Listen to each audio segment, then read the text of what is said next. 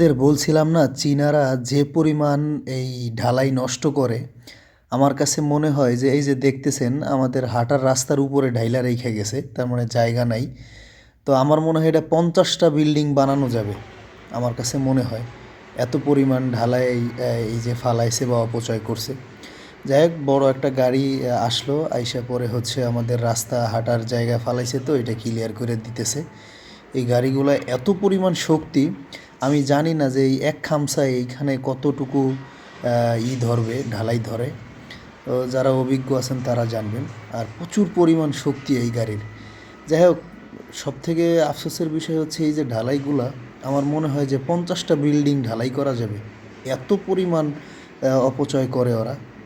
এখন আসলে এইগুলো যদি ব্যবহার করার সিস্টেম থাকতো বা বিক্রি করার সিস্টেম থাকতো, তাহলে মনে হয় ওদেরই লাভ হইতো। যাই হোক, এগুলো আমাদের ভাইবা চিন্তা লাভ নেই, আমরা আমাদের কাজ করি, এটাই হইতেছে সব থেকে আসল কথা।